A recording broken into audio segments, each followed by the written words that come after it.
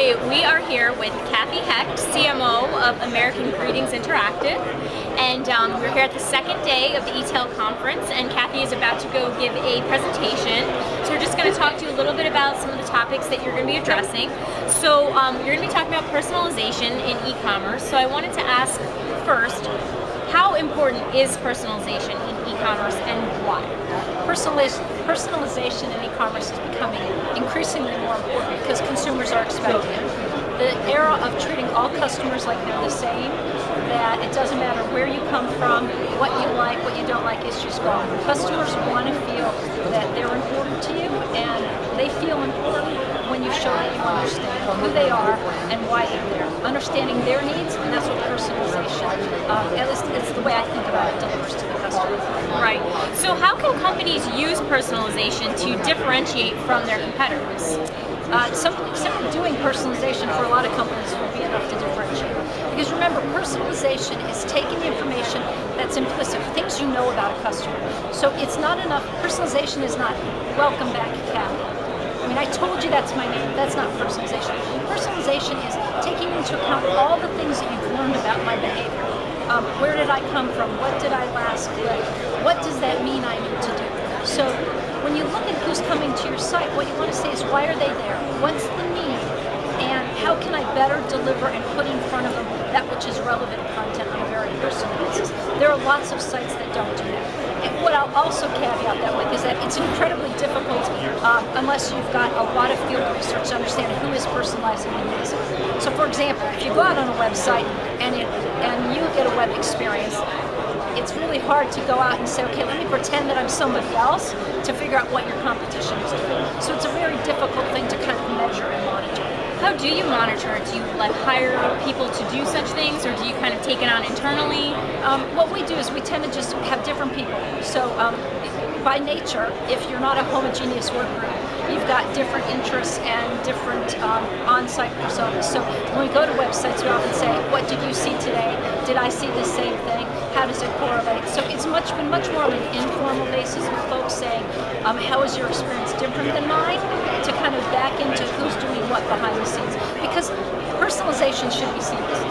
The consumer should not know that you're taking stuff about them. It should just appear that they know who I am. And that's a good experience. And the only way to do that is say, Kelly, was your experience on site X different than mine?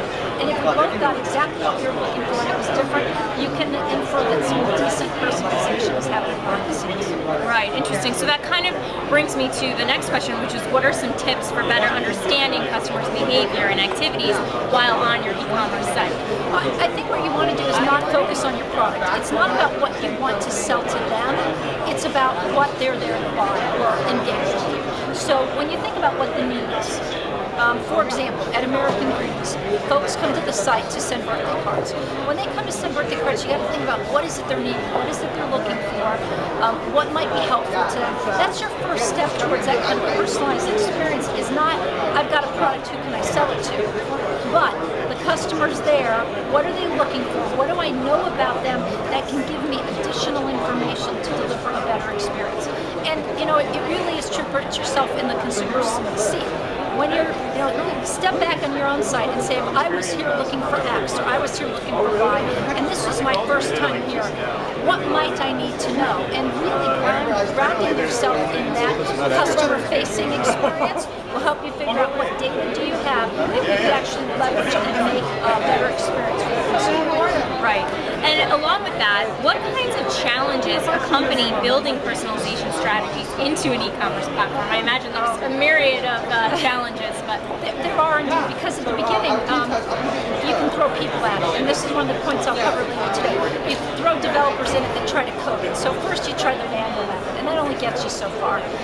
Then there's all kinds of ad hoc. Let's do modeling, let's do database. Those don't adjust in real time.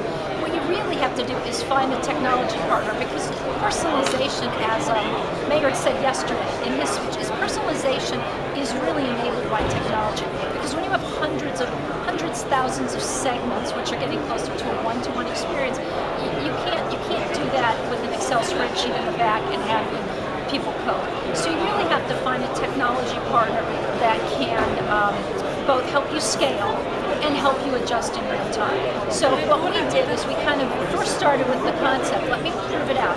Because you don't want to go to your IT department and say, yes, can I have a lot of money and integrate yet another third party in my system? So we did the shortcut version. We did a couple of personalized tests. We limited the amount of data we were going to use and the customers we were going to try this on. And then when we saw positive results, we tested again. Then we got to the point where we said, okay, now that we know this works, we've got to find a way to scale it. And that is what allows it to be repeatable and an ongoing event. Because personalization is not something you do one day, one event, and then you wait, for the next big holiday and do it again. In practice, it should be an ongoing activity that you do all the time around your customers when they come to your website. Great. Well, I think that was a really informative piece there. I really am excited to hear your presentation, and I'll let you go get ready for it. And we'll check back in with Kathy right before you have to take off. Okay. All right. Thanks so much. Bye-bye.